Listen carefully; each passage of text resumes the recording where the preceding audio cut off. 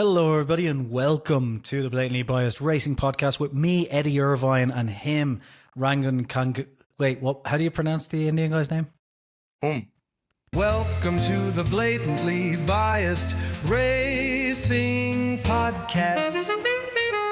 Now here's a bald guy and some Indian. Oh, I probably should have filled you in. I just decided to call us F1 drivers, but you're like, here we are. Okay. Narain Karthikeyan. That's the one. Karun Chandok. Yeah. That's because basically we got a comment on this channel, like neither of you are F1 drivers, and I was like, I just replied jokingly. I was like, look it up. I actually was an F1 driver from 2003 to 2008. Just think it'd be funny if someone was just sitting there going, but I can't find it. He's definitely lying. Just I was lying. I obviously was never a Formula 1 Apologies driver. if you're still here. He's not. Anyway, how are you? Good. I'm good. How are you? A week off from Formula 1 is fun, isn't it? We didn't really have much racing in the last week or so. So yeah. I miss it. I want it back. Yeah, it will be back this week. We'll It's 'cause probably it's, have two races, a break, and a couple of races, right? Mm-hmm. Yeah. This one will go into December 1st week or so. It's because it's a triple header, right? The finale, the final three races, which is great. I thought there believe was one. I thought there were two races together, then a break, then a couple of races. Am I wrong? Let me find out. I'm pretty sure it's like I a might be wrong full. in that case. I could have sworn there was a triple header at the end. So we've got this race this week, then we've got 2 weeks off again. Well, a week off again. 1 sorry. week off, right? Yeah, 2 weeks of normal time, 1 weekend off, if that makes sense. Yeah, and then we've got 22nd of November is Las Vegas, 30th of November is Qatar, and then 7th of December is Abu Dhabi. So it's a triple header for the finale, which is cool. Perfect. Yeah, pretty much. Yeah, that'll be fun. And I think it's going to be fun mainly because I think, as we'll discuss at some point, maybe either this week or next week. Well, this week, I guess. Brazil is going to make things interesting for the triple header because there's a possibility if there is a case that by the end of this weekend we could have Lando Norris, Oscar Piastri, and Max Verstappen separated by one point. No. Yeah, we can't have. Oh, because the sprint as well, right? Yeah. 34 points on the table. That would be insane. If that that would have to be a spectacularly bad weekend for McLaren. Which is not out of the realms of imagination, especially after Austin. Next weekend, Brazil, Austin. Yeah. So, not out of the ordinary in any which way. No, definitely not. Yeah. Cool. So let's begin, by the way. First of all, now Lewis Hamilton is a 6-time world champion. Should we start with that? What was it, sorry? So now is Lewis Hamilton Lewis Hamilton's a 6-time world champion. Yeah. Let's talk about this Massa situation. Yeah. First, let's have your view, then I'll rant. Because I've been ranting over this thing every time it comes up because it's too one-sided. So first you go ahead. Well, I think the simple fact for me is that I think most people are just...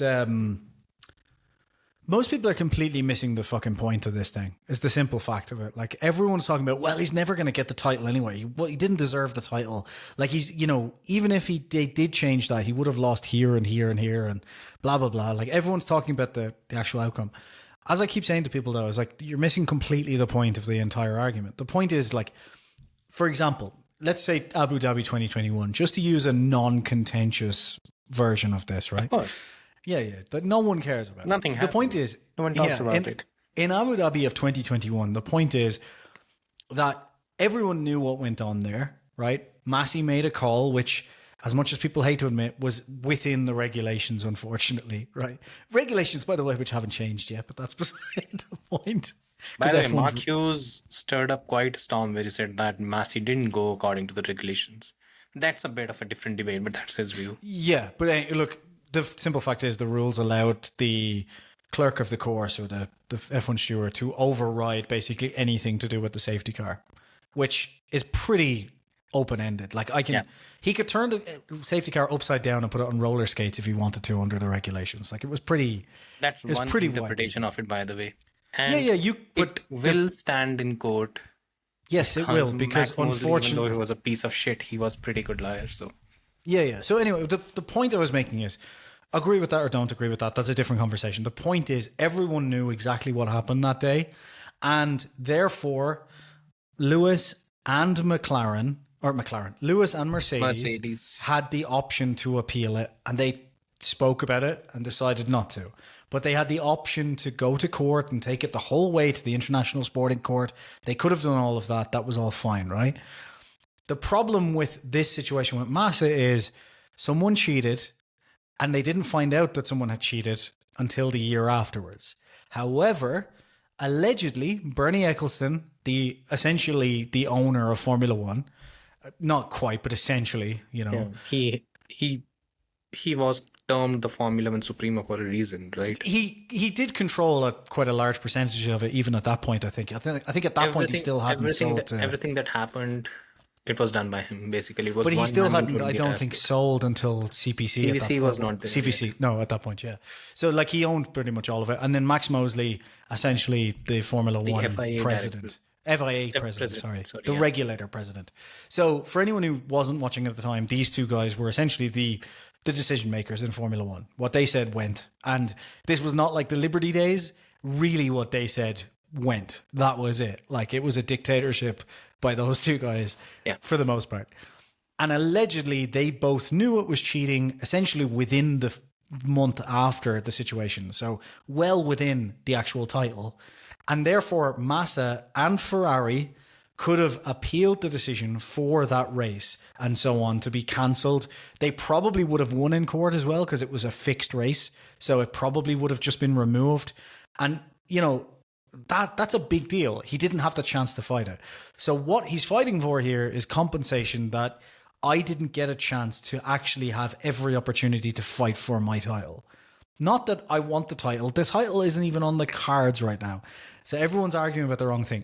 As far as I'm concerned, he is entitled to compensation there, because his career was essentially, whether or not it changed, there's a chance that his career outcome could have changed based on two owners of Formula One, or two decision makers of Formula One, denying him access to information that was pretty fucking important. So no, I don't think he should get the championship. Not that that's even on the cards. Like, it's too late. It's over. It's done. But yes, I do think he should get a shit ton of money. And Liberty has enough to pay him. And Bernie has enough to pay him if he really wanted to. So pay him. It's 80 something million. Pay him. 82 million, yeah. Yeah. So just to add a few more details, I think you basically covered most of it. So here's the chain of events that actually happened after the race in Singapore. By the way, a lot of people suspected the way the accident happened. Mm-hmm. And most importantly, Fernando Alonso's strategy, because it made no sense to have a strategy where you basically you're adding no fuel for this first stint in Singapore, where overtaking was not going to exist. So the strategy didn't make any sense. And if you watch the race or you watch the replay, the first 5-6 laps, you'll continuously hear the commentators say that, what strategy is Fernando Alonso on? It makes no sense. What is he doing? Yeah. And then he pits, and out of the blue, Nelson Piquet crashes. And then you have just it's a bit like a gift from God. But the reality, for those people wondering as well, just at the time to add in, because there's a lot of new fans, I'm sure, you couldn't pit under the safety car during that period as well. Yeah. So it just didn't, because people might be wondering, well, people could just pit under the safety car. I don't see what. That's why you weren't allowed to at the time. Stupid rule, by the way. But there were a lot. It only lasted 2 years, something like that. They got rid of it. Yeah, 2 to 3. I think by 2009 it was gone, and it was gone precisely because of this reason. So once this happened, you could pit in under the safety car, but as soon as the safety car came out, first the pit lane was closed. It was only opened afterwards when the field was bunched up. So that was one of the things. And once that happened, once the crash happened, everything happened. The race in Brazil was, I think it was 2 to 3 races later after Singapore. In Singapore, Nelson Piquet, which is basically Nelson Piquet Jr.'s father and now Max Verstappen's father-in-law, he reached out to Charlie Whiting, who was the race director at the time. and he The informed legend, him. Yeah, and he informed him. From there, Charlie Whiting went on and told Max Mosley and Bernie Ecclestone. Now, this information was privy to both of these guys, and there were hushed tones in which it was even talked about in the paddock as well, because the whole thing was quite suspicious. If the investigation had started before the FIA gala that happens at the end of the season, then the result could have been overturned, because Yes, there's been roughly, it's not quite a rule, but there has been a rule. Maybe it's a rule now, but at the time it was a gentleman's agreement that it's a rule. Even it's written in the statutes that whatever positions are finalized in the FIA gala, by the time the gala happens, they stay, because post But the I think FIA at the gala, time it was money, a gentleman's agreement, right? I don't think it was, I think it was in part the of the rules. statutes. I think it's part of the rules. The Is reason why is it in the rule now? I don't feel like it is. It is. Is The it? reason why Yeah. it was part of the rules is specifically because money and the cash that flowed from that, it helped the teams sustain themselves. Because every Yeah. team was cash strapped at the time, and they still are, to be honest. They still need money to sustain themselves.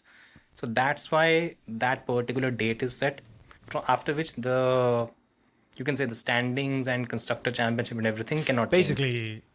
Basically, that's the whole point of this. Like, it couldn't change even if it wanted to, because they won't go back and change it. Yeah. As you said, I think, maybe it is a full-on rule. I always thought it was like a gentleman's Always remember, agreement in thing. 2021, the same thing happened. When the gala happened, that was the point, that was the day. Until the gala happened, there was always this cloud that Mercedes could lodge a protest or anything. And then they would have to put that off and wait and so on to do it. Yeah, precisely. Yeah. But once the gala happened, it was done. So so now in 2009, pre-Singapore Grand Prix in 2009, which is basically a year later, when Nelson Piquet ultimately spilled the beans and told everyone, there are, I'd suggest everyone just go to the F1 TV 2009 season review. So in that particular segment of 2009 Singapore Grand Prix, there's, I think, a 15-20 minute documentary of sorts where they explain the entire situation. And there's also the interview of Felipe Massa who talks about it, where he says that if the information was known earlier, maybe the decision could have been reversed, but it wasn't. Now, what, I think 15 or so years later, Bernie Ecclestone comes in and reveals that they knew about it and they didn't do anything. The reason why he says that they didn't do anything was because the year prior, they had the Spygate, and that had affected the sport's reputation to a large extent. So he didn't want a repeat of that. And that's the whole problem here. It's not about, and I think, there are few areas which, one can discuss. The first is Felipe Massa being a loser, apparently, because I think Matt Bishop is one who has actually come up with such a statement. Then you've had another one who says that Felipe Massa doesn't deserve it. Then there's a third one which says that this is an attack on Lewis Hamilton. And to all of this, I think personally for me, the biggest issue when it comes to such a thing is, why is media always presented from a British perspective? It starts to bother me at this stage, because everything is... I've not heard a single Brazilian journalist or anyone come up and share... It's because they don't speak Felipe English. Massa's... Yeah. There's no perspective from his side. I've seen multiple publications come out and say that this is injustice for Lewis Hamilton. I'm like, okay, it might be injustice for Lewis Hamilton in your view, but ultimately the wronged party is Felipe Massa, and somehow that is not taken into consideration in any point, which is so weird for me. But that's where we are when it comes to this current generation of media. Look, it's as usual though. They're just gonna say whatever fucking gets the most eyeballs and sales, and saying even the way they word it is basically Felipe Massa goes to court over 2008 title, and it's like, that's not correct. Like, he's not going to court to fight for the 2008 title. He's going to court to fight for compensation because he was wronged during a title fight. But unfortunately, if you try and tell people that, it's not as good in sales. So they're like, goes to fight for Lewis Hamilton's title and whatever. And this is the whole thing I just kept saying. It's just like, look, you're just completely missing the point of this, And anyone who thinks he's a loser, I'm sorry, but if that was me, I would have gone to court sooner. You know, like Yeah. I know he waited until because he obviously needed to see like did Bernie and Max Mosley know, and that's only been fairly recent that Bernie admitted. Yeah, but I think I probably would have in 2009 been like, they cheated last year. Surely you guys fucking knew about this. Let's go to court. You know, like I probably wouldn't have waited. But I don't know. Felipe Massa reveals that he was reprimanded by Ferrari to not raise any other, you can say, not cause too much of a disturbance because Alonso was joining the next year. So, and Alonso was involved in the whole thing. So that makes how sense, it kind of yeah. I don't know. Just to sum it up, first of all, if ultimately, so what Felipe Massa is asking for is, and it's honestly in my view, it's justified. He's asking for him to be identified as the 2008 world champion. Now, when you're saying identified as the champion, it doesn't mean the title switches hands. It just means that the court declares that something wrong happened. That's it. It's not going to be in the history books. Lewis Hamilton will still be a 7-time world champion. Nothing will change on that front. They can't change that. It's done. Exactly, it's done. It's not possible. And secondly, the more important thing, the kind of expenses that he's asking for, it's a lot of people don't understand that 82 million that he's asking, it's actually nothing. It's reasonable. He lost a lot more than that. Because if he won the championship that season, the pay bump that he would have got, it would have been massive. Being at Ferrari, whatever happens with him alongside Alonso, he gets thrashed, whatever. But once he moves teams, again being a world champion, his pay bump would be massive. And even if that goes away, every time he makes an appearance, the amount of money he gets, the amount of recognition, in Brazil, being the last world champion since Ayrton Senna, that kind of money has basically been taken away from him. He'd be constantly commentating everything like that. He'd be a this superstar. is what they do. Yeah. It makes a huge difference. Exactly. He'd be the next superstar after Senna. Put it this way. If Lewis doesn't win the 2008 World Championship, Lewis is not driving for Mercedes in 2013. Lewis does not go on his run. So it makes all the difference to your World Championship.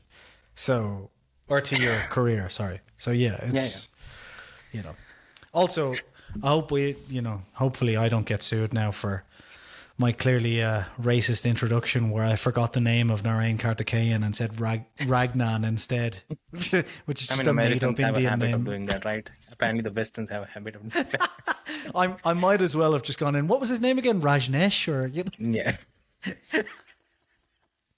Seriously. Yeah. God, I mean, I think you've also followed the whole New York mayor thing. These fuckers can't get a name right. They can't get a name right, and it's What's his name again? Is it it's Aladdin, right? Aladdin Mandani.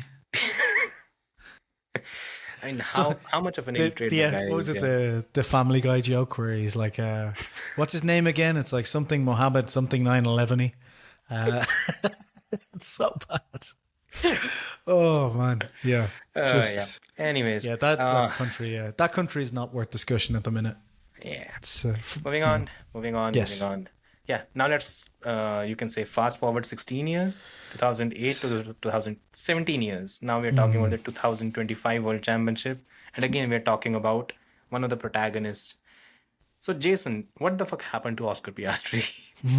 Let's start with that. So I've been looking into this a good bit over the last week. Mark Hughes has had some ideas. Some other people think it's sabotage. This, obviously They need to grow up.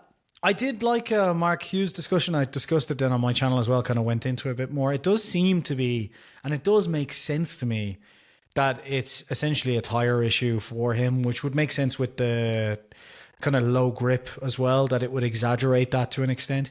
Because, right, so the long and short of it is essentially the way Oscar drives and attacks the corners and so on it's more damaging to the tires than the way that Lando drives. Essentially, Lando drives a bit smoother, right? Now, not damaging in a bad way. It can be faster at points as well, depending on the track circuit, all these different things. Like F1 is not Yeah, Precisely. F1 is not a simple sport because it uses physics, which a lot of people don't understand, apparently, who watch F1. So, yeah. Uh, Essentially, the problem is he's attacking his tires too much, and you're getting into a situation where he'll either, say, not have them warmed up enough because his prep is off in the way he prepares them, come to the first corner, the tires are undercooked, he doesn't have the grip to go into the first corner, and then he's basically over exaggerating that through the whole lap. And by the end of the lap, then he's basically too hot and can't, doesn't have grip on the other side of that equation. Whereas Lando is quite smooth on that. That makes sense to me from like going back and watching a couple of onboards as well of like him and Lando in qualifying. Plus, when you think about it, last year at a variety of points, he was catching Lando on pace and then dropping off because he couldn't manage his tires. So to expect him to have fixed like everything plus the jump in pace that he made this year is kind of wild. So it does make sense that like, okay, you're in two tracks that have extreme low grip. And in those tracks is where he really suffered. Kind of adds up, Obviously, if we go to like Brazil and a couple of other tracks and it's the same issue, right, we need to start asking more questions like what has happened here. Yeah. So there's that. There is another point as well that I brought up in the video I did recently where it was like, there's another point that people are going, yeah, but they're just bringing upgrades for Norris, for example. Yeah, no, that's a very wrong way not to the put case. It's exactly wrong because what happened is that people seem to have just completely forgotten about. Back when people were bashing Norris for not being able to adapt to the car, essentially they brought an upgrade that would give you more feel on the front end and start a kind of different line of upgrades and different line of setups. And Oscar said, no, I'm happy with the faster car at the minute. Lando went down the other route, and now that route is definitely better on tires and some other stuff as well. So Lando does have like a slightly better performing car across a wider range because he has feel. But that's because Lando went that way and Oscar didn't want to. Not that they're sabotaging. So I love that basically it's like at the time, everyone's like, oh, look at Lando needs a fucking upgrade to a car. What a moron. And now the same people are, Lando's getting favoritism. Look, he got this upgrade. It's like, yeah, because Oscar didn't want it. And Oscar doesn't want now to switch at this part of the season to a brand new style and setup that he'll have to get used to that Lando's already used to. So Yeah, I think it was a bit of a rookie error for me. Just to remind, it was in Canada that it was first introduced, right? Yeah. And McLaren basically termed it not an upgrade, but just you can say a bit of an alternative. It was actually direction slower for at the front. time. Yeah. So what the aim was, so when it comes to it was basically a McLaren's inherent deficiency in terms of the MCL 39, that the car at the front, there was a bit of a lack of feel. Now, Oscar was able to drive around it while Lando struggled with that. And that was one of the major deficiencies why Lando crashed a lot. It was, for anyone wondering as well, from what I understand, it was an extreme version of Red Bull's like anti-dive that caused it. So essentially to keep the entire floor level, they made it super stiff at the front. So the suspension basically didn't move at all almost at the front, which means as you brake and turn the yaw, you're just not feeling anything coming back through the car. It's just staying flat, which is great for pace. But for a driver who needs feel, which again, Lando got shot at because everyone was like, oh, well, look, Oscar can deal with it. And now it's like, oh, well, they gave him favoritism. It's like, these people are morons, but anyway. Yeah. So those are the two things it seems like. I guess we'll have to wait a race or two to see. But there was one last thing as well that was a rumor that I couldn't confirm anywhere. And this was that they stopped allowing them to share telemetry after the championship was won. Nothing of that sort. I can't find anything. Because just an interview after Mexico where Tom Stallard basically said that everything is shared. So there's no such thing of... This is what I'm hearing as well. So So this rumor is, Exactly. So pretty much that. And even I did a clip on the whole thing. I basically for me, it just came... when you look at the numbers, since Zandvoort, there have been 5 races. Now, in Monza, until the final qualifying lap, Lando was playing catch up to Oscar. Oscar was the faster driver. Then we moved to Baku. It was basically a shit show for both of them. Neither of them were comfortable. Oscar crashed out in both quali and race. Lando didn't have a great one either. Then we moved to Singapore and Oscar again out-qualified Lando. Oscar was the quicker driver over a single lap. What worked for Lando was the start. That basically sealed everything. Yep. Now And later in that race, Oscar actually had the same pace as Lando. So they were both similar. limited because Max was ahead and he was just managing things. But they Then- were similar on pace. It wasn't Yeah, like there wasn't Oscar was any- way off. Exactly. Yeah. And then we come to the race in Austin and Mexico. And in both of them, Oscar was significantly slower. Now, usually if you go back and look at the last year's data, it hasn't been a direct correlation in terms of how the two have performed this season. But if you look at last year's form guide for Oscar, he was more or less on pace with Lando pretty much in the second half, pretty much every race. Then came Austin and Mexico, and he was nowhere. Yeah. He was around 6 tenths off Lando in qualifying in Austin.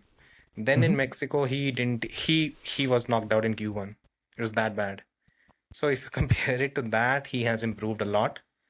But it just shows that these are the tracks where he has struggled. When there is low grip, when the conditions are low grip, his aggressive style, it doesn't work that well.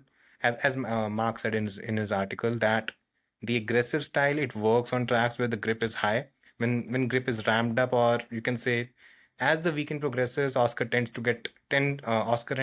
Lando tend to converge in terms of performance.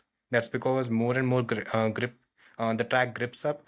It tends to help Oscar, and it helps his very aggressive style into corners. And on the other side, you have Lando, who is more smooth. So Yeah. on tracks that are slippery, it tend to work in his favor. He always has been said as like the driver that takes the karting lines and stuff all the time as well. Like, Yeah, the U way instead of the V. That's the two you can say the driving styles that are there. Now, once that is the case, maybe I might be entirely wrong, but maybe both Mexico and Austin are his bogey tracks. I'm talking about Oscar, because these are the two tracks where he was nowhere last season and where he was nowhere this season as well. So once he moved to Brazil, he was nowhere Ideally, as well. no, he was. I think he didn't he win the sprint? Let's find out. I can't remember. I mean, he handed over the win to Lando. Yeah. Yeah. In the race, it rained and everything was just shambolic afterwards. Yeah. So I'm just trying to think. Yeah, it doesn't matter. I can't look it up. But yeah, you're right about the sprint. That was the one where, yeah, I just don't where they remember were talking about where they remember the whole switch. They continue to talk about it on the radio, and yeah, ultimately, finally, it happened. Now, again, when I talk about Oscar, I'm still not sure that if it is something that's endemic and that's going to continue. I think it might be maybe just two bogey tracks that just came in and he was unable to cope with it. If he's struggling in Brazil, then that's it. His championship is done. Because from that point onwards, McLaren might be forced to shift focus towards Lando. It'll be because low grip Max is in coming. Las Vegas as well. You know? Yeah, true. So he's going to need That's to problematic. maximize Brazil needs because to, Las Vegas is going to be tough for both McLarens. But if it'll probably be tougher for Piastri if this trend continues. Yeah. So Piastri's going to really need to maximize Brazil because Las Vegas is going to be tough regardless. And he's going to need to basically maximize Brazil, damage limitation in Las Vegas, and then maximize Qatar and Abu Dhabi. Because, again, last 4 races, we had the same last 4 races even last season. He was more or less neck and neck in Brazil. He was more or less neck and neck in Vegas. Similar pace in Qatar. Similar pace in Abu Dhabi as well. It's Just only he had the issue in Abu Dhabi at the start, right? the issue was Max Verstappen ramming into it. That was the issue. Other than that, no issue. Imagine if they are down to a point each and that's the way the start kicks off this year. Oh God. Yeah. Norris just there's Lando right back. Oh God. But the best thing about the whole situation is we are going to have a 3-way battle into the last race. I think that's where I think it's tending towards. Depends how Red Bull fares in the next couple of races, because that is going to answer a lot of questions. But yeah, it seems we're going to head into at least the last 3 races with 3 contenders, and that's I think that's If more than Brazil what we could goes have asked well, I for. think, yeah, like if Brazil goes well, even if, like, I would say, even if like Max can just like, if he can gain any points on the McLaren guys, he's fine. Like, This but the weekend. thing is, I think even if like even if Max finishes say second and Norris finishes ahead, right? I know it'll be like 42 points then instead of like going As down. well, yeah. Yeah. But yeah, like I know that's the case. But I think even if he can just keep it very, very close this weekend, Vegas, he can then grab a ton of points because I'm sure that the Red Bull will be way better than the McLaren in Las Vegas. There's Mercedes. So to get in the middle as well. Ferrari could get in the middle at Las Vegas too, so that could be the one where even if he loses like 7 points here, say, if Norris is on it, he could still like gain 15, 20 points in Vegas and boom, Pretty much. we're yeah. still on, So Perfect. And let's talk about probably the most important thing. 4 races left. Lando Norris versus Oscar Piastri versus Max Verstappen. versus What's your Leclerc. prediction? Oh no, Russell. Sorry. I'm still in contention. The thing is for me, right? I think the Red Bull should be decent at all of these tracks. Like the only one where I think it's going to properly outclass the McLaren is in Vegas, right? So, like Max has a job to do, but it's just, I think Max is the favorite because one, Max won't make mistakes. So I think he'll just maximize every single weekend and like whatever's on offer, he'll take it, So I could see a situation where he comes second at 2 of the 4 races, like where Norris or Piastri wins, right? And then he gains a ton of points in Vegas and it comes down to the last race. The pressure's all on and that's where Max thrives under that pressure. So I could see that. And then there's the other side to that is I could see a situation where it goes back and forth between Norris and Piastri. Like Norris wins one, Piastri wins one, and that just feeds more and more into like Max gaining and gaining and gaining. So I think Max is the favorite. The only thing is, There are 36 Red points. Bull have it is 30. Like it's still a good bit of points, and 9 also points every race weekend. yeah, That's a lot. that in itself doesn't like it sounds reasonable for Max. Fair. Look, Fair enough. If last year, no, I'm joking. Yeah, the only thing is Red Bull does have occasional real bad weekends.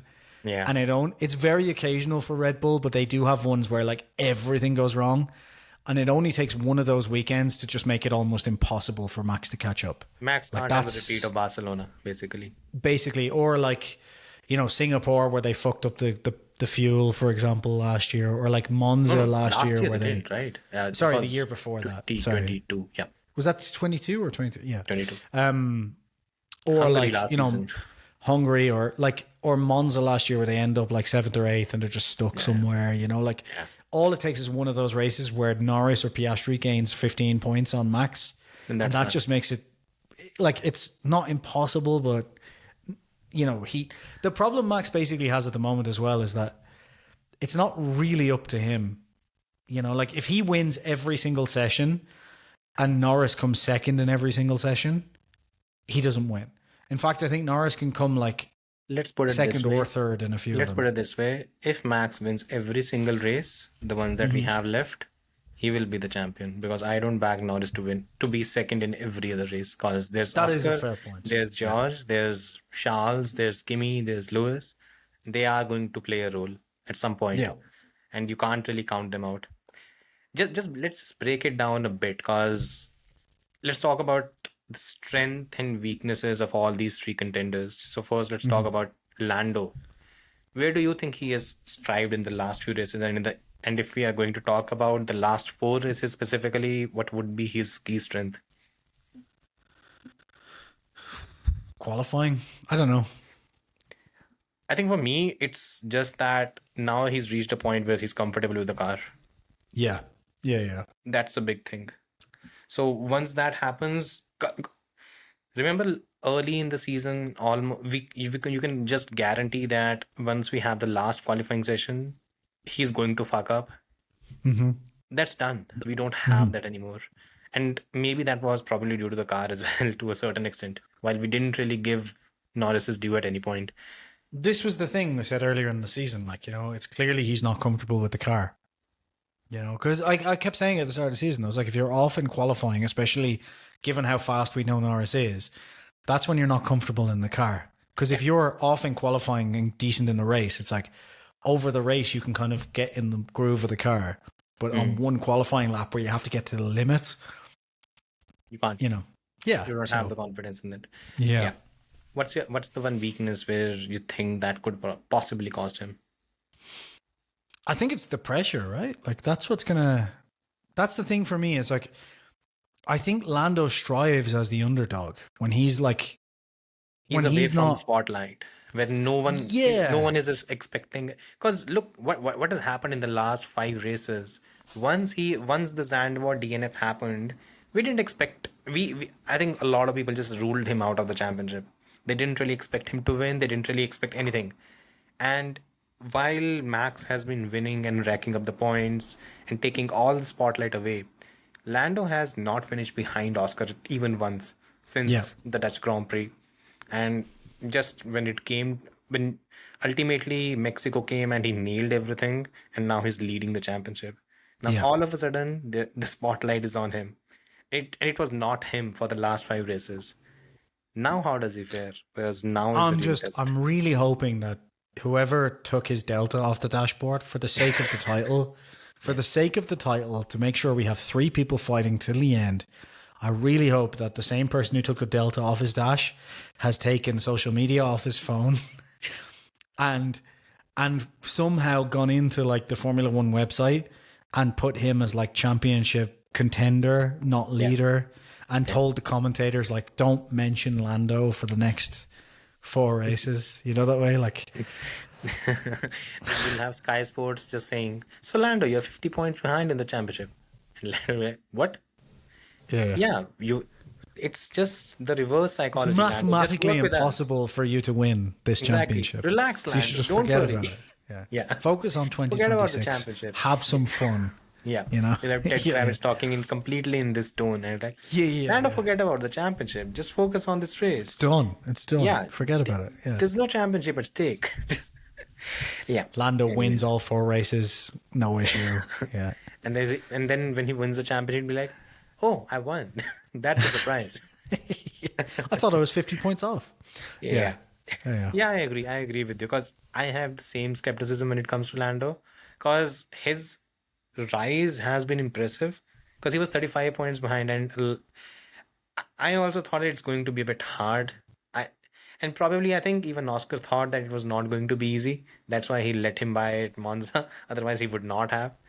But yeah, it's now you have the real test for Lando, because now he'll be in the spotlight and there will be questions asked. So let's see what he does with that. What I really want to see now is like, how does Oscar bounce back from this? Because earlier in the season, the Oscar that we saw was an Oscar that like I genuinely thought, right, once this guy like completes his kind of training and like just gets the last little kind of bits out of the way, reaches the full form, he's going to be a trouble for even Max, like, because he's not going to be able to be psyched out by Max. That's what it seemed like. Like, it was like, kind of seemed to me that if you had a Barcelona incident, Max would come off worse, because Oscar would be like, yeah, whatever, man, like, do whatever you want. That Oscar seems to have gone over the last few races. Like, he's like in Singapore, even just the way he was on the radio after he lost the position and so on, it's just been a strange change in Oscar. And I wonder, has the pressure just completely got to him? Yeah,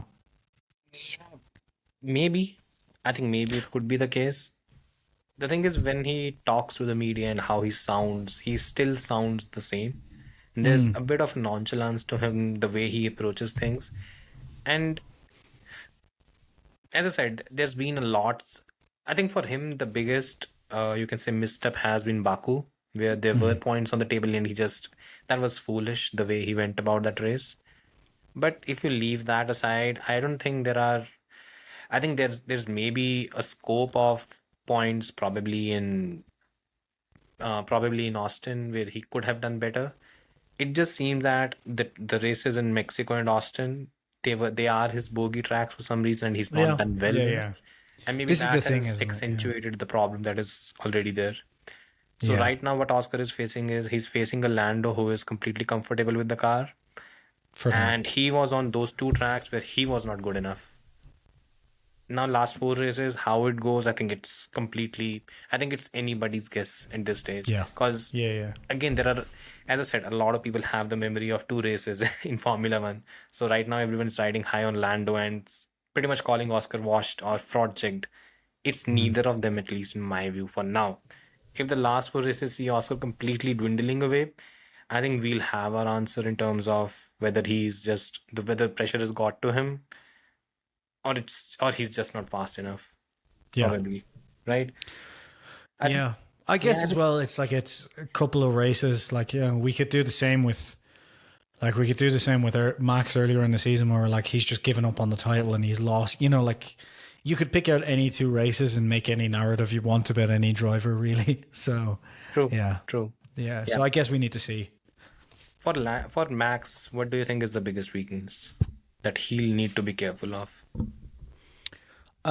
Those weekends where he just loses his shit when things go wrong, because like he's normally pretty fucking good under pressure. I think 2021 proved that, but there are some weekends where Max just gets red Max or whatever you want to say, and he just goes way too far. And I think the problem is he has to maximize everything now, like everything, because even if McLaren fuck up a little bit, like he still needs to be maximizing everything where they fuck up. So he can't afford to have a weekend where McLaren throw away 10 points and he's not there to grab them. He needs to be on it, which he normally is. But it just takes one weekend where, the pressure gets a bit too much. Red Bull make a couple of mistakes on strategy and he just gets annoyed, or, George jumps in front of him and cuts him off and cuts into his title lead a little bit, and boom, and he could throw away a lot. Yeah, for him, the biggest vulnerability is going to be navigating both George and Leclerc on track, because there might be a few moments where these two are in front of him,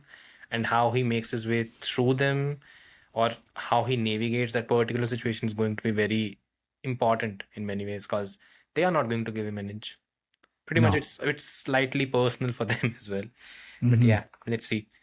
Yeah, I mean, like definitely be a situation now where he has to be a bit more careful, because those drivers don't care, and like George isn't in the title, so George could just go like, no, I'm not moving, I'm not giving you but like George could just be like, I'm not giving you any room whatsoever, and same with Hamilton as well. Like Hamilton, for example, could be one that he has to be careful with. Probably not, but could happen. I mean, the way Lewis went about it in Mexico, he didn't really give a damn. Because he was first pushed off, and then he made sure that he pushed Max off as well. And a lot of people are talking about how Lewis didn't push Max off, but he did. It's obvious because Max didn't have anywhere to go in that particular moment. And again, I'm but more the than thing fine is with now, the way like that he it could is. easily. I think some of the drivers will go back and watch that opening lap and that sort of thing, and they will just take the decision of, okay, well, next time he's coming alongside me, I'm just not going to let off the brakes. I'm not going to brake. I'm just going to keep going. Yeah. And if we go off track, we go off track together. He has a lot more to lose than I do. Like he's in the title fight, especially if there's a podium. Like if there's a podium on the line for George or for Lewis, and they happen to be ahead of Max at some point, that's where, you're right. That's where he needs to be careful. Yeah, you were kind of the thing is the battle even between Max and Leclerc as well, right? When the whole VSC happened. The thing is, though, unfortunately, those drivers should have that opinion. But I'm like, oh, this is going to be spicy, and then they're just like, nah, come on, bye, Max. And you're like, what are you doing? Like, just, Yeah. So we'll see. Let's see. Yeah. By the way, if you have to make a pick, Max, out of these three, Max. Yeah.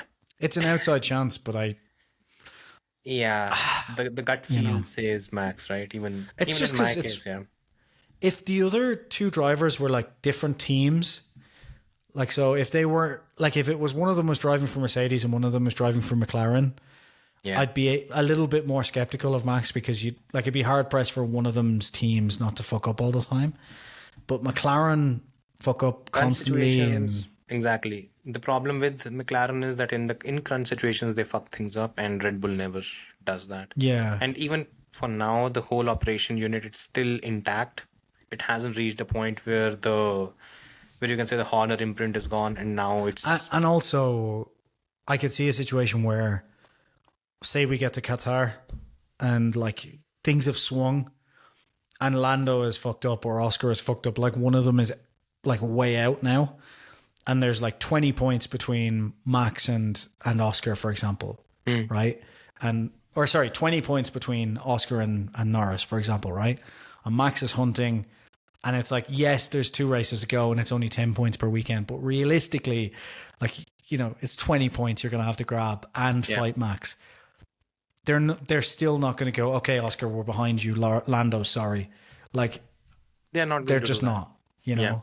Even if it was the last race and there's a 20-point difference, I think they'll still be like, there's also a reason why they he won't. can still mathematically. I think there's also a reason why they won't. Red Bull 2010. British bias.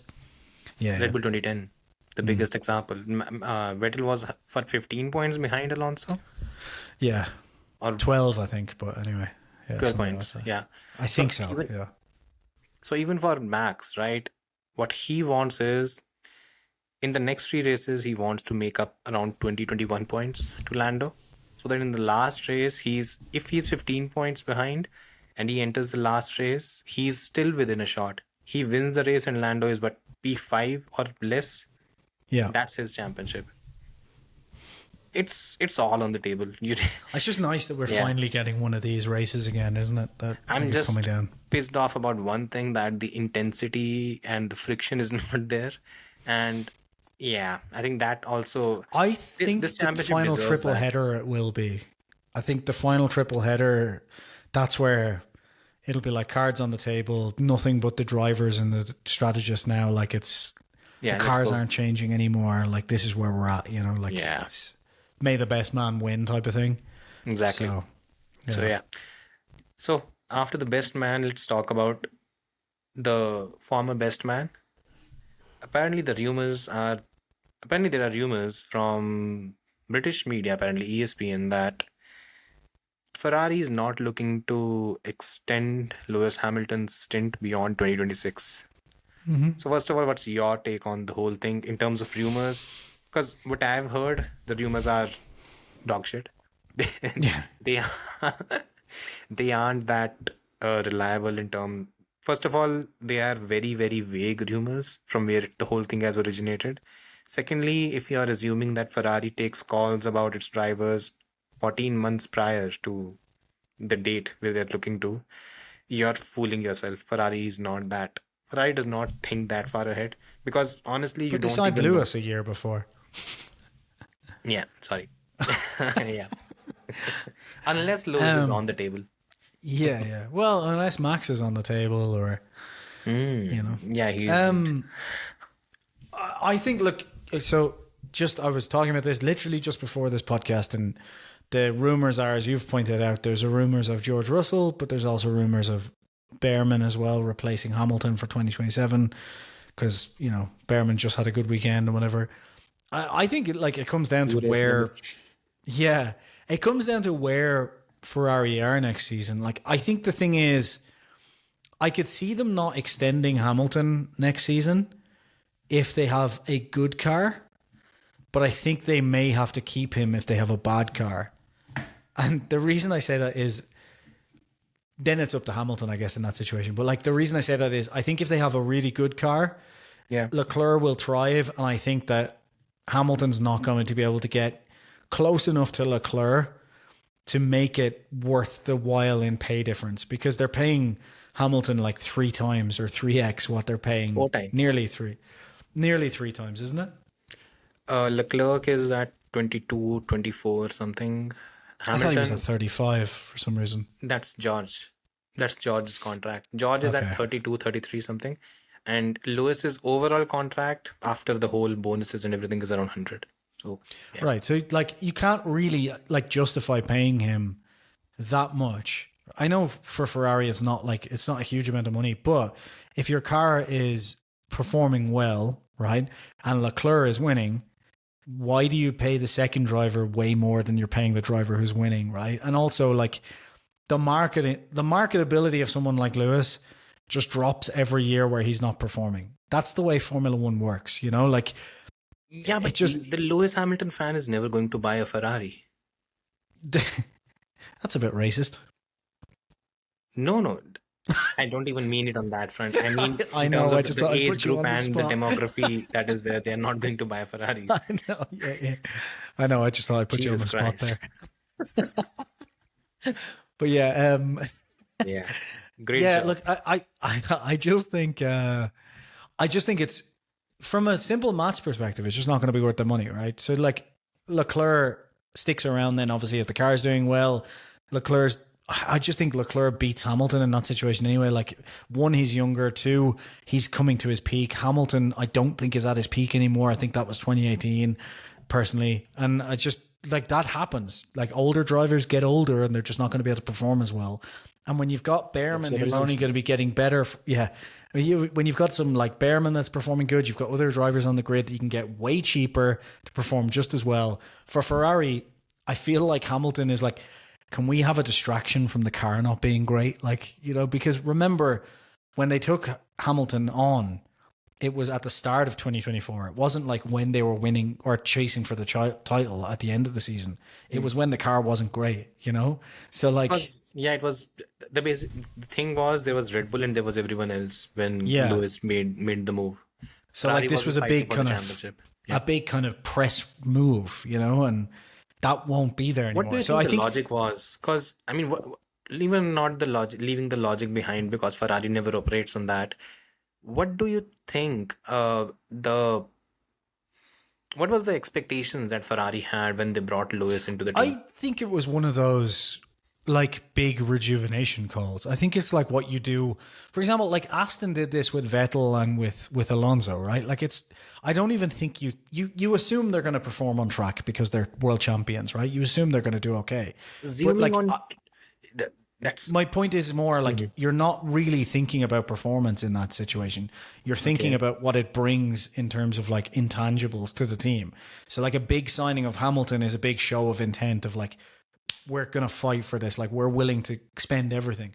Even though when you look at it and step back for a minute, you're like, but this guy's not beating the new guy in Mercedes. So that doesn't make sense. But it's just like that kind of like with Aston Martin, where you bring a Vettel or you bring Alonso in. It's like, we're spending money on these drivers because we have belief we're going to get there. And these are drivers with a lot of experience. You're picking a leader in Alonso and Vettel. And again, there's a lot of revisionism that entirely goes with the Vettel stint at Aston Martin. I might do an analysis on that as well someday. But when it comes to bringing in Lewis Hamilton to a team, you're bringing a 7-time world champion, and if he cannot even lead your team, then what's the point of bringing him on? I just think it was a statement at the time. That's all I think it was. What was the statement? We're spending this much money to bring a driver who's going to lose to our current driver. People don't think about it that way, and his fans definitely don't either. Ferrari don't think about. Actually, I don't need to finish that sentence. Ferrari don't think, but yeah, I think the statement is just like, we're willing to open our checkbook and do whatever needs to be done, and like, it doesn't make any sense from a logical point. For fuck's sakes, that's what, from a logical standpoint, it doesn't make any sense, because if you're willing to spend that amount and really make that big of a thing, I think as well there is, like. It's not really there's no real downside to Ferrari for it other than the money lost, which they clearly don't give a shit about. Because if the downside of Newey is they were giving up control and like letting this guy come in and tell them what to do. Yeah. With Hamilton, it's, we'll let this guy in. If it doesn't work out, we'll just get rid of him. Like, but look, it fucking looks great for today. The downside is also that John Elkann's position in the board of directors, it comes under threat. After a point, he's going to be answerable. It's been what he's been there since 2019. Yes, but boards don't think more than 3 months in advance. No, not in terms of that. In terms of him, the reason why John Elkann is being a bit more, you can say, he's become a bit more fidgety right now is because it's been 5 or 6 years that he's changed a lot of things, but he's not even had a championship battle, which is a major regression from even how Sergio Marchionne used to run things, who had a couple of at least semi-battles. And that's where the problem has come. And if I personally think, and I think this is where a lot of teams, and I put Mercedes in the same bracket as, they don't realize the caliber of drivers that they have. Mm-hmm. I think Mercedes underappreciates George, and I think Ferrari underappreciates Charles to a large extent. When they brought Yep. in Lewis, they thought Lewis would beat Charles. I think that is what they thought.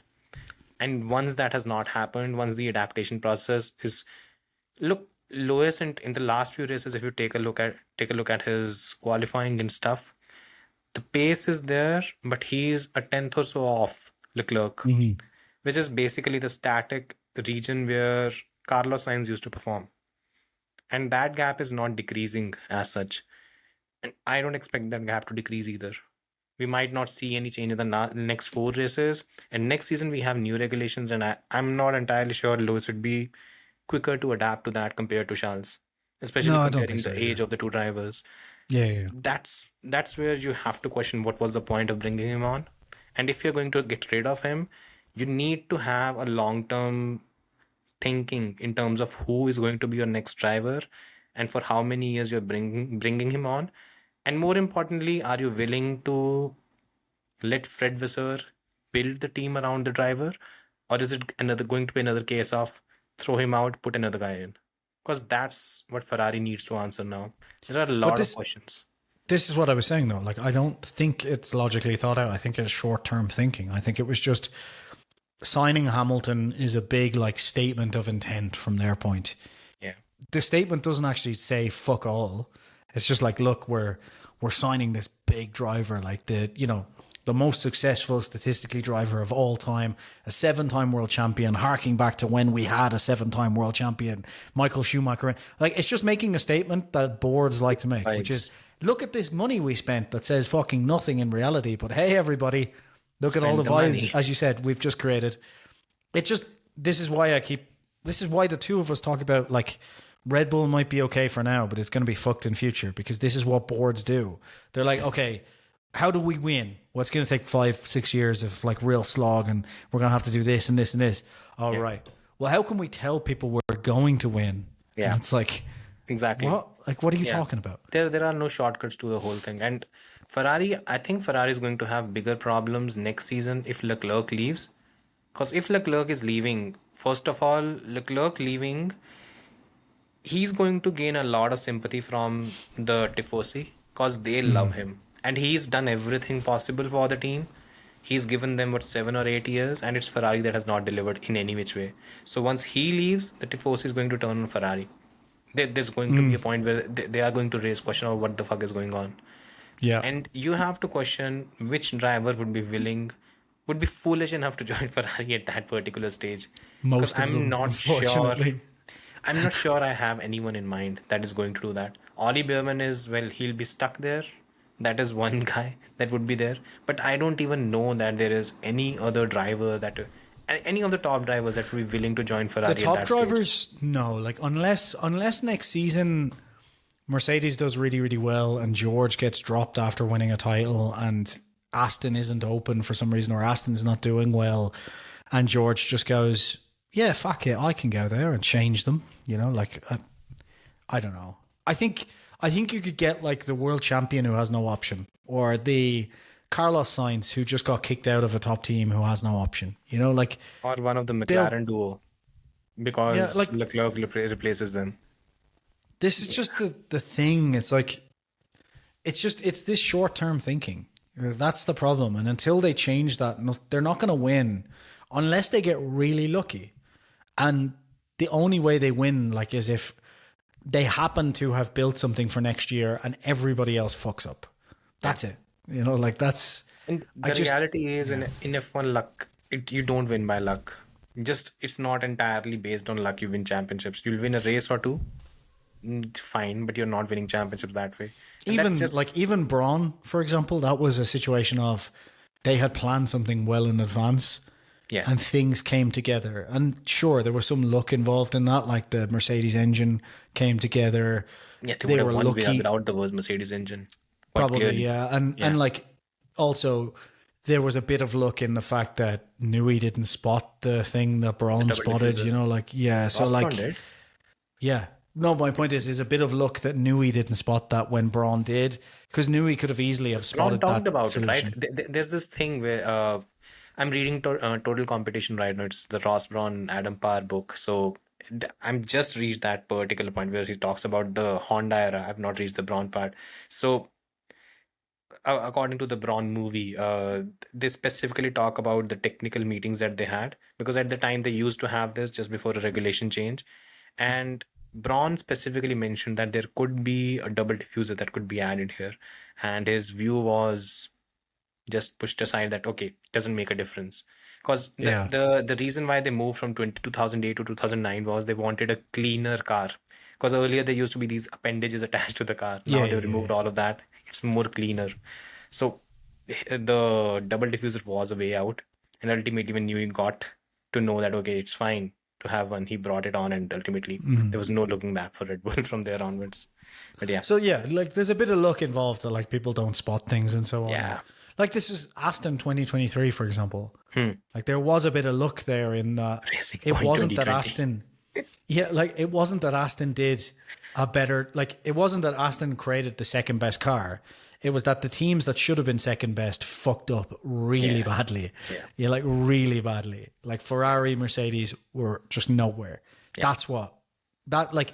If Ferrari and Mercedes had done even the normal job that they did, that would have been a decent season for Aston, but not nothing to write not home what about. they ultimately ended up doing. Yeah. So Agreed. I mean, yeah. For what's, I think ideally we've both had a similar prediction when it comes to Lewis. I think he retires at the end of 2026. yeah, I just think like it's the only reason he would stick around is if Charles leaves in 26, the car is bad, but there's something he thinks he sees and he decides to stick around as the team leader. Like, I could see a situation where they're like, okay, Charles is going, they're bringing in Behrman, and they basically convince Hamilton in some way or another, like, stick around for another season, like, help us bring Behrman up, you know, we'll have a better car next year, you know, and Hamilton falls for it. Where Lewis is right now, he's competitive. He's decently competitive, and he will remain decently competitive until the end of whatever partnership they have with Leclerc. But if you have to, but you don't bring a 7-time world champion and pay him $100 million just for him to be competitive. He's decently competitive. The team, but he's decently competitive. But so was Sainz. Like Sainz was doing just as well last year.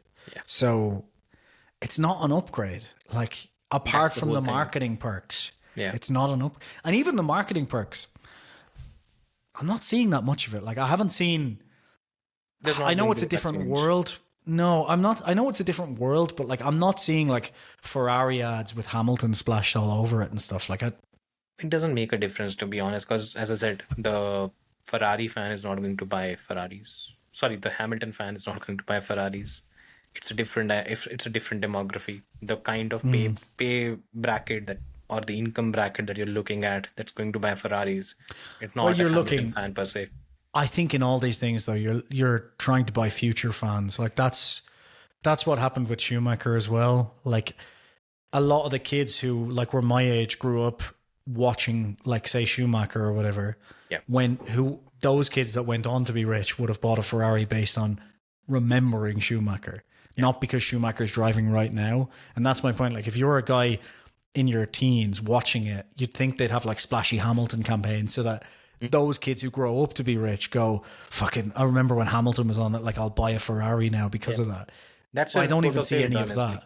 Yeah, and that's where Toto failed, because the area where Ferrari capitalized with Michael, Mercedes didn't capitalize with with Lewis, because when the two dominated, it was all about Lewis. It wasn't about Mercedes, and it should have been about Mercedes. Mercedes should have developed or built a cult. At least they should have had at least one German Grand Prix, and they don't even have that. So it speaks about a team's inability to build its own fan base, honestly, and that shows poorly on Toto, at least in terms of a team manager and everything. But yeah, enough talk about that. Let's talk about the rookies, because we've talked about Ollie Behrman a bit. Who's, again, a lot of I've mentioned it twice or thrice now. F1 fans do have the memory of 2 races. That's two it. races, Right. So, in your view, is Ollie Behrman the best rookie in Formula One right now this season? No, that's Franco Colapinto. Okay, I think, hey, whoa. Both of them both of them are breeding more experienced race-winning Frenchmen. Both of them. So they're both on equal level playing field. I'm trying to think, like, in terms of best rookie, it's hard this year. It genuinely is, because some of them they've all been quite good, like at various points. Like Antonelli is the one who has quote unquote underperformed. But as I said earlier, that's because the expectations were like way higher for him than everyone else. George Russell as well. Yeah, like the expectations were way higher. So I think that like it's hard to judge them all. Bortoleto has, I think, been spectacular, because when you look at who he's fighting as well, he's fighting Hulkenberg. Hulkenberg has been absolutely incredible, like throughout his entire career. So like for him to do so well over Hulkenberg has been incredible. Hadjar has on paper been one of the best, but then we don't, like, his teammate hasn't been up there. So it's like, what do we have to bank it on? You know?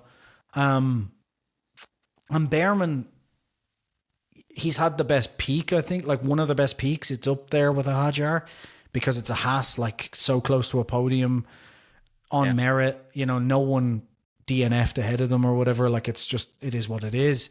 Yeah.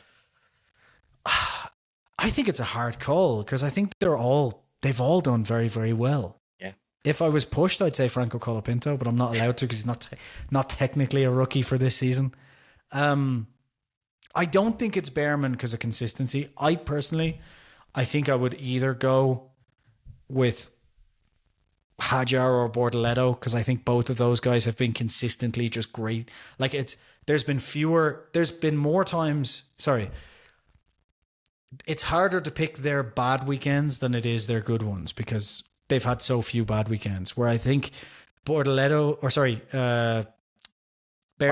has had a lot of silly mistake weekends. Antonelli has had a good few, like, where were you weekends? Yeah. You know, whereas Hadjar and Bortoleto, they've been pretty consistent. Their peaks have been quite good, but they've been pretty consistent otherwise. Like, there's only been a weekend or two maybe where the two of them have been like, what were you doing there? You know? So I would say it's between those two, and I think probably Hadjar, right? But I don't know because of who he's fighting against. Exactly. That's why it kind of Bortoleto's Yeah. And, you know, that's the whole thing. For me, it's become very hard to make a call on who is the best rookie.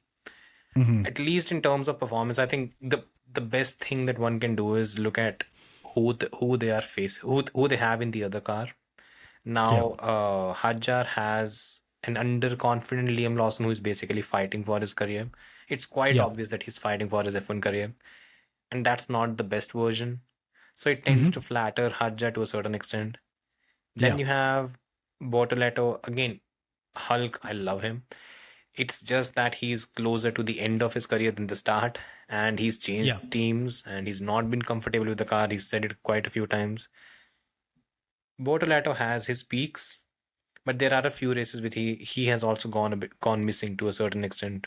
Happened in Austin, happened in a couple of more races.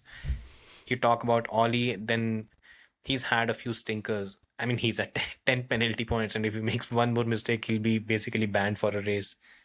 That's also there, but his peaks are brilliant. And again, he's thrashed Ocon in qualifying completely.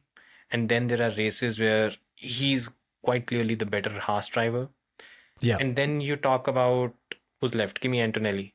Or did I mention him? No, I didn't. So if I'm talking about Kimi, for me, the biggest thing is he has the toughest barometer compared to everyone else.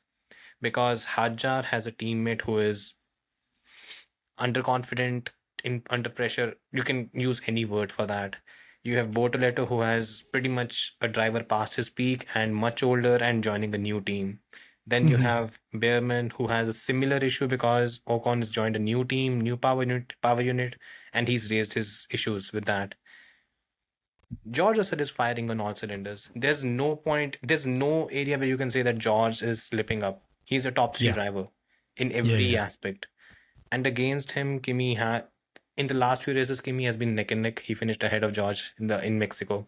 I mean, even though it was a result of the whole team radio thing, it still played a role. I think for me, the biggest takeaway out of all of it is I think these 4 or 5 drivers, they are here to stay.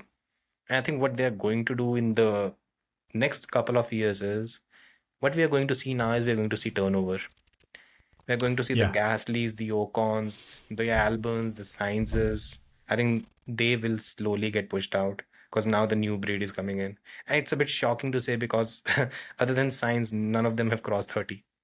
The names I mentioned. Yeah. It's this competitive already. Is So Ocon not 30 something? no, him, Max, and Charles are I think maybe a year apart. Oh, crazy. Yeah, 29. Yeah. That's why I was, close. Yeah. Yeah, look, and I think we'll have more good rookies next year as well, right? So We have Lindblad coming in. Dunn has screwed things up majorly because he's not joined Red Bull, and for some reason he's left McLaren. I don't know what his management is doing. He's joining a 12 team with Horner. Yeah, sure. Yeah. I think he'll end up somewhere. I think he's got that grit. So, but we'll see. Like F1's fickle, so who knows? You know. I think just to cap it all off, just one thing when it comes to Ollie Behrman, I think my main concern when it comes to Ollie Behrman is even if Ferrari thinks he's the future of that team, everyone that has seen the 2024 Formula 2 season, they are going to take a step back when it comes to judging Ollie because he was in the same car as Kimi Antonelli, and Kimi Antonelli was miles ahead. Yeah. It wasn't a discussion. And once you and Kimi was in his first season and Ollie was in his second season in Formula 2. And if Kimi can do that, despite being, I think he's a couple of years younger, then you're not getting the best talent in the car. So let's see. Yeah. I guess that's where so I mean that's what happens. Franco Colapinto podium next year. You ready for it? He might look next year he might pick up a win or something. Alpine have a Mercedes engine next year, so anything. And remember what happened with Williams in 2014? Felipe Massa pole position, multiple podiums. Bottas suddenly became a front runner. So it's possible. It's completely possible. Anyways, moving on. I think we've talked about the rookies. There was one thing we didn't cover. George Russell to Ferrari, I guess we didn't talk about real quick. Are we? Yeah. Do we see any? Italian media is reporting it. So Ferrari would approach George. I don't have any doubts of that. But the question is, would George go to Ferrari?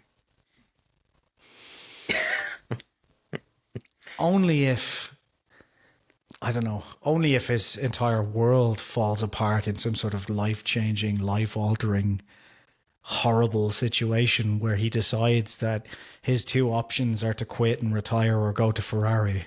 And earn a quick buck. Yeah, and then quit and retire doesn't happen because he's got a big tax bill to pay or something. That's the only situation where see him go to Ferrari. Oh, God. Who wants that sort of stress? I mean, if Ferrari called me up right now and offered me an F1 seat, I probably wouldn't take it. I would take it. Give me the money. I have no issues with any kind of stress. I'd rather, to be honest with you, I'd rather work for the CCP than Ferrari. Oh, at least that's a successful team in red. Oh, okay. Let's not go there. Well, there are some people that think that is the case. So yeah. They might be right. You can read about it in my new book coming out next. Anyway. Yeah. So success in red. So yeah. Success in red. Yeah. Ferrari, the China story. They sell it with the Ferrari logo on the front. Yeah. I mean, the best thing would be China, the CCP coming up with a Formula 1 team and making it red and making it win. Just imagine if they do that. Oh, imagine Horner coming back with a red Chinese backed CCP team. Fucking, it'd be incredible. Oh, God. That would be Bernie. That would be red. Bernie Ecclestone's wet dream. That would be. That's what that is. Max Mosley would come back from the dead. Amazing. Bernie did admire Putin, so yeah. There is some admiration. Strong leadership. Yeah. He's a strong leader. Yeah. Leading from the front. You need dictatorships, apparently. Yeah. Anyways. In Formula 1, you fucking do. Apparently you do. Well, no, I mean in teams. Like, I know. You need a dictatorship. Board leadership doesn't work. I mean, apparently it does. Look how brilliant Red Bull is working right now. And it has nothing to do with Horner, whatever Horner did, right? I know people will more realistically point out McLaren, but McLaren's done board leadership in the way it should be done, which is the board say, hey, here's the guy who's in charge. We'll give him backing and we'll check in every couple of years to make sure everything's know okay. who the McLaren board is? Exactly. They've done is they've done the smart thing of what Red Bull did for years as well under Dietrich, which was technically the board were controlling the team, but they basically just ran things through Horner. That's what McLaren's doing with Zach. So there is no same with Toto and his board and so on. Yeah. And even Mercedes. There's literally, I'm trying to think of a board run team that's won in the past 20 years and I can't think of one. In the past, you can go back to 40 years, 50 years, 60 years, forever. Yeah. Maybe Ferrari even in 79.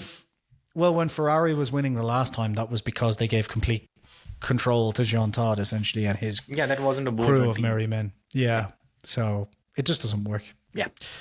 But anyway, I don't want to kill this dead horse. If anyone wants to watch a behind the scenes on Ferrari, there's a great one called Dilbert. It's a very good show that ran for 2 years. Okay. I don't know if anyone will get that reference. But anyway.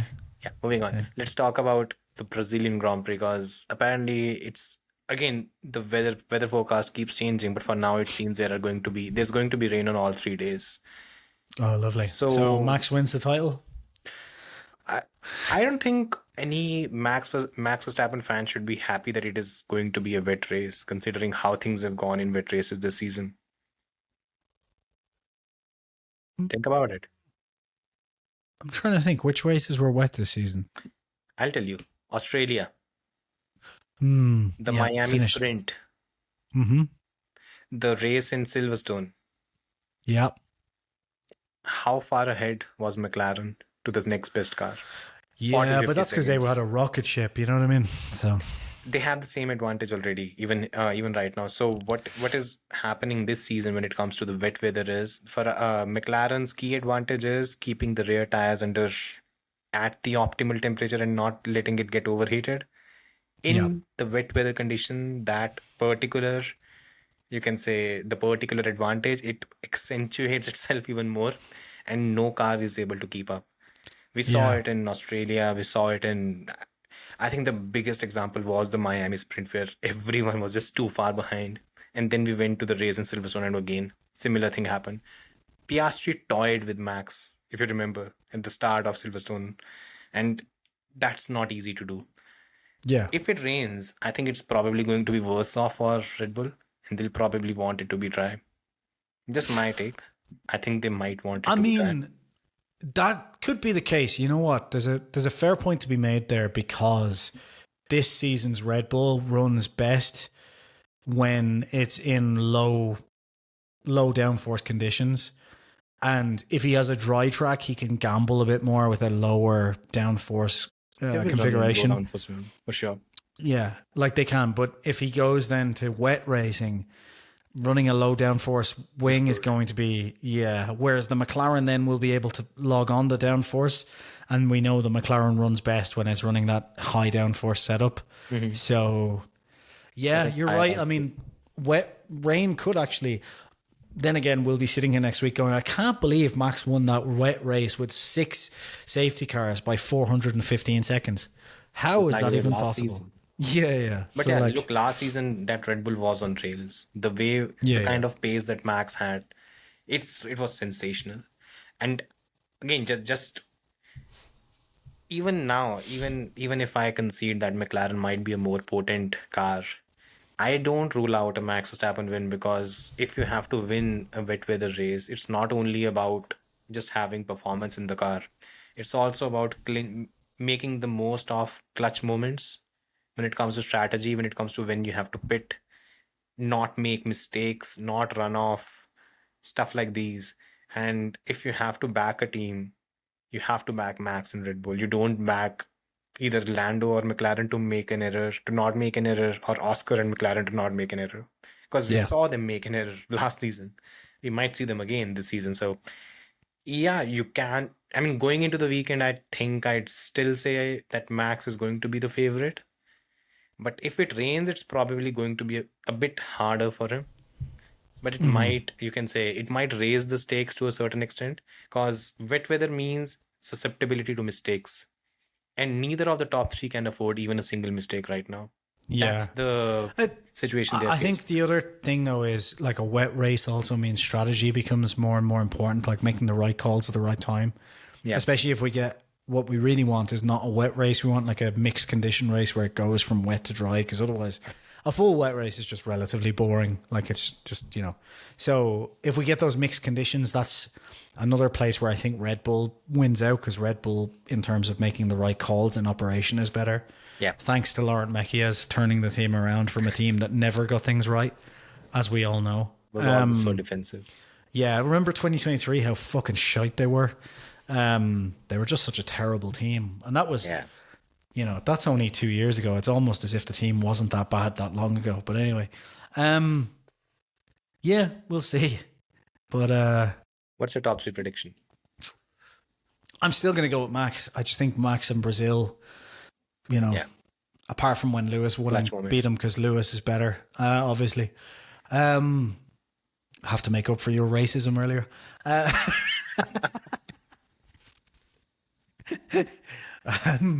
Oh God! I think it's going to be. Fact, what happened yesterday and today? So I put out a few stats, which was Max versus Lewis after 229 races, Max versus Michael Schumacher after 229 races, because Max has done these many, and Lewis versus Michael after 308 races, because Michael had done 308. And the comments were basically particular driver fans defending their specific driver, and you had one side of fans, I'll let you take your own guess, making racist remarks against me, and the other one calling me racist. So I said, just both of you have a conversation amongst yourself and decide what side do you want to pick.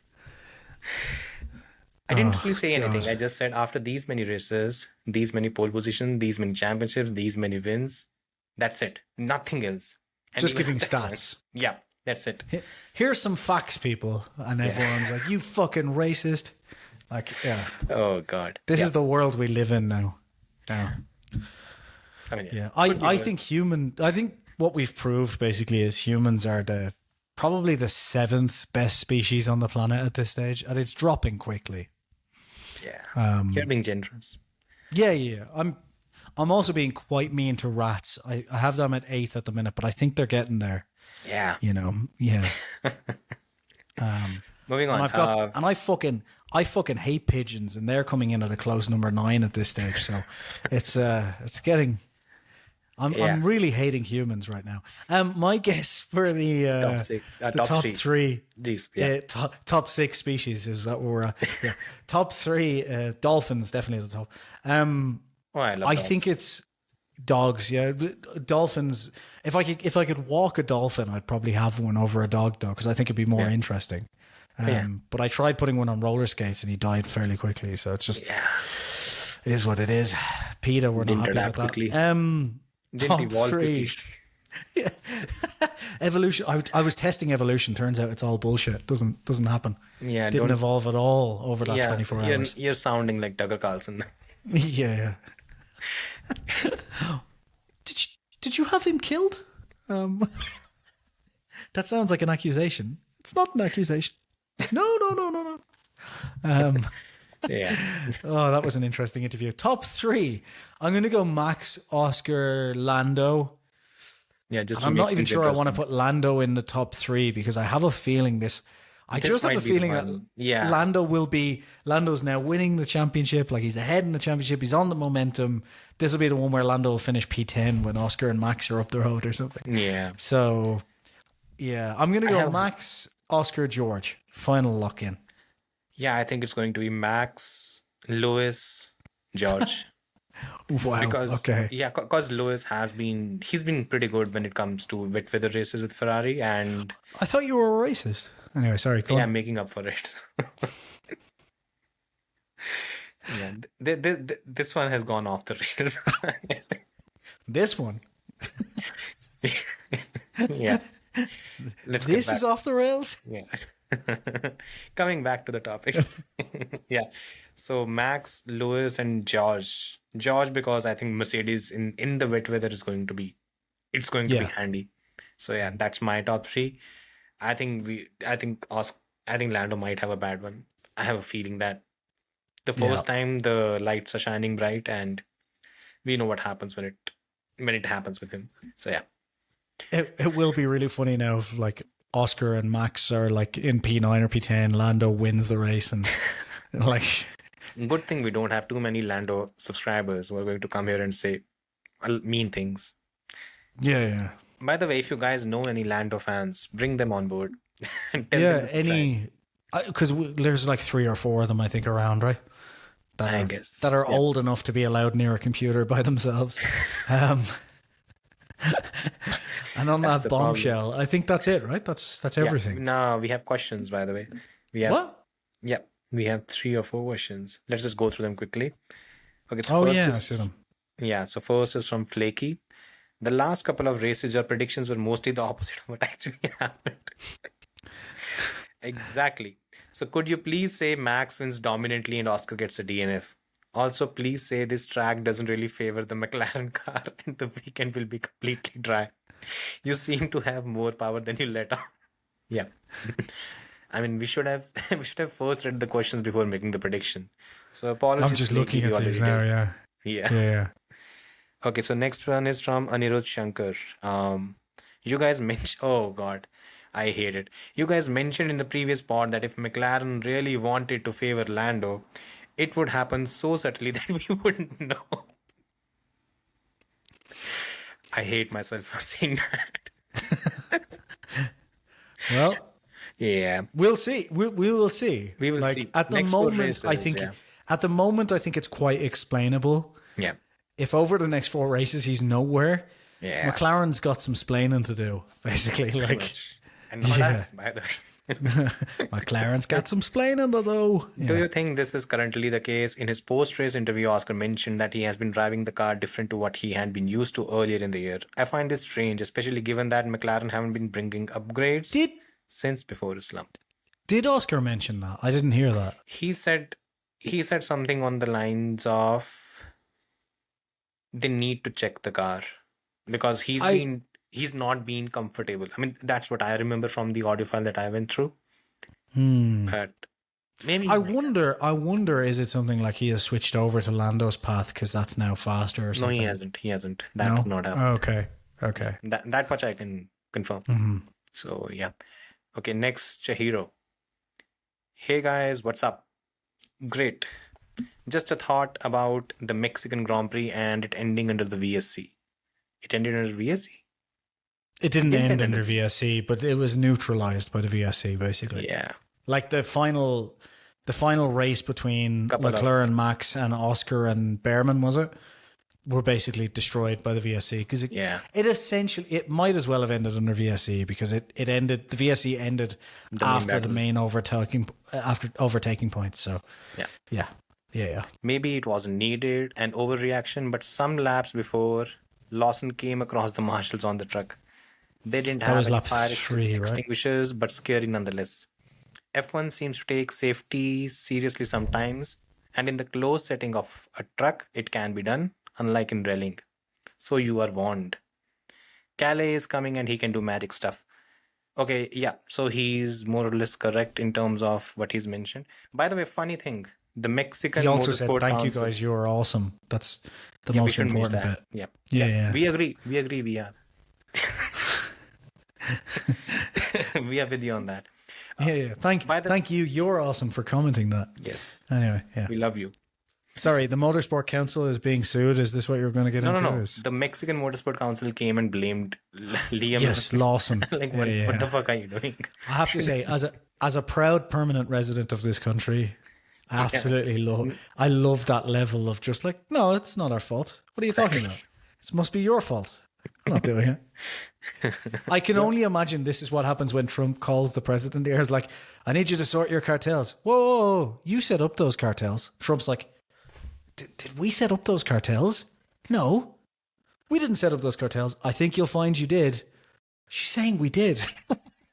I could definitely see Mexico doing that. Just like, no. I think you did it. He loves Scheinbaum, right? Claudia Scheinbaum. Yeah. Lovely Yeah. lady. So Socialist. next is Kayak Crucintas. Okay. What? Okay, moving on. No. Read it. What's this? I'm not seeing this. Yeah, of course you're not. Is it blocked from mine in some way? Is it? Or I guess, yeah. I'm guessing yes. Yeah. why? What's going So on? next is CPB 1998. If Ferrari, Oh. what? What was the last one? Oh, okay. You read it, right? No, I can't find it. It's not here on mine. Okay, I'll send it to you. You can read Okay. You send it to me now, and I'll see whether we read it out loud on the podcast or it. not. Okay, here you go. Because you're more cautious than I am. That's why.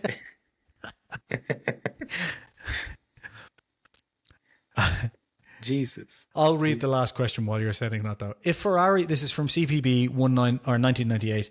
If Ferrari were to drop Lewis Hamilton, but he wanted to stay in F1 in a competitive seat, then realistically, where do you think he could go at this point, and what team would snatch him up? I ask this because I just can't see how we would want to end his career on this note with a team basically rejecting him. My opinion on that, before I go and read this salacious question, is I think if it finishes at Ferrari, it just finishes. Like, I don't see him going anywhere else, because realistically, any team he goes to after this is not going to be a top team. Because if it doesn't work out at Ferrari, like, no one is going to pay him big bucks to come. So it's like, if Aston's not working out, for example, like if they're really fading, then maybe it's a project there. But at that point, like, they can get other drivers for a project anyway. So I think this is how it ends for him, to be honest, which is why I keep saying I think he probably should have just retired like pretty soon after. Yeah, but no, I think after 2021, I think I've always maintained this thing, by the way. I think 2022, like when that wasn't working out, was like, okay, let's just go. No, not in terms of that. I think once he sealed the 2020 Turkish Grand Prix, that was the highest point of his career. And from that point onwards, it has completely just gone. Everything's gone downhill from that point. So I would have always thought, I mean, if he retired at the end of 2020, he would be higher in the GOAT rankings in the eyes of many. He's basically dropping with every bad season. So yeah. This isn't offensive at all. I genuinely am not seeing this on mine. I don't know why. This is really strange. This is in the YouTube comments, right? Yeah. Why are you not I can't see it. I don't know. This is from Kayak Cruising Tass, who asks what polish I use on my noggin. None. I actually just shave my head when I'm. Oh, it's for you. Yeah. Whoa. Okay, I thought noggin was a reference to something else. Would you think it was some sort of racial term or? No. Oh, okay. No, noggin is your head. Yeah. So yeah. Probably. Yeah, I'm guessing it's for me. I don't know who I'm else hoping it it is would for be you. Yeah. Unless the word polish was supposed to be Polish, and he's asking what Polish person I put on my head, in which case I'm very confused. Yeah. There's a few I would though, but I can't name them for legal reasons. Good looking women though. Yeah. Okay, I mean, And on that sorry. bombshell. Sorry. Just to end the previous one, I think he could go to Cadillac. For one reason only. For one reason only. Business sense. Yeah. Brand. American market. I just the thing is,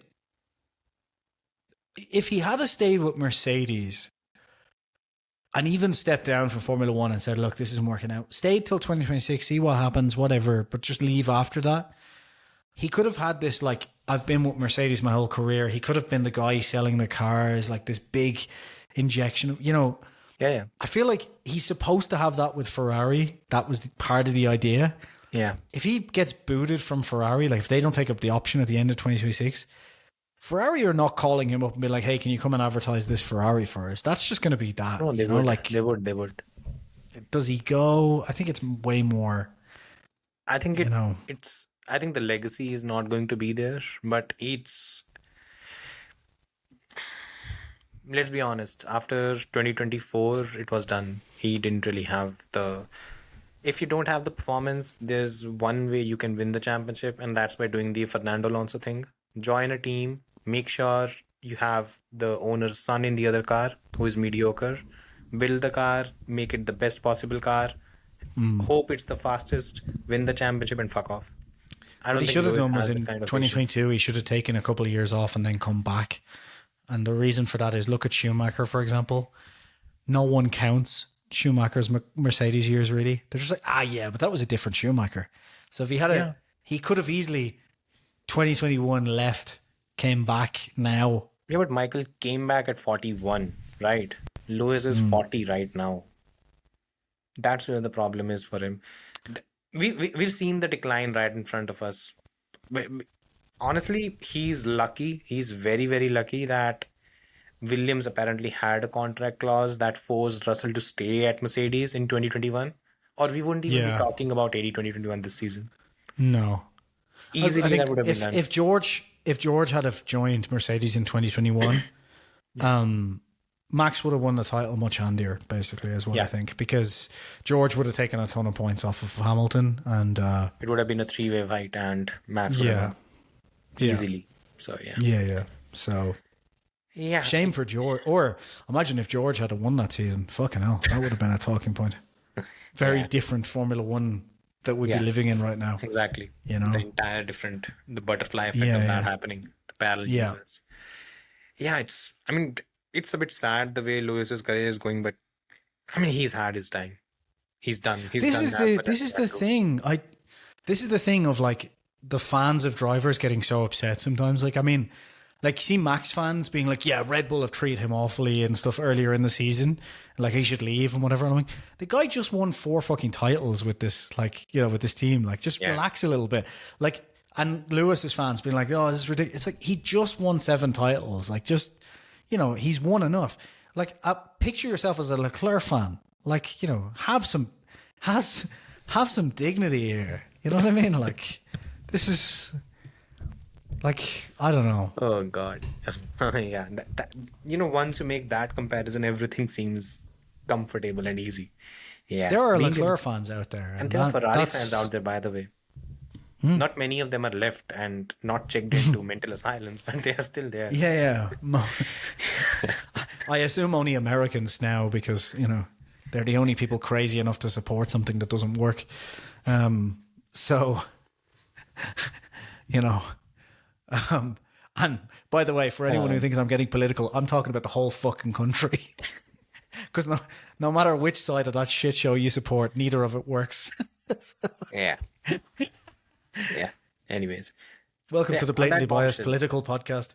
Anyway, on that bombshell, Take care, guys. Bye-bye. Hope we have a brilliant Brazilian Grand Prix and who wins? If you hadn't have said Grand Prix there, that would have been a very interesting end to the podcast. Yeah. To our 2 female listeners. Bye, everybody.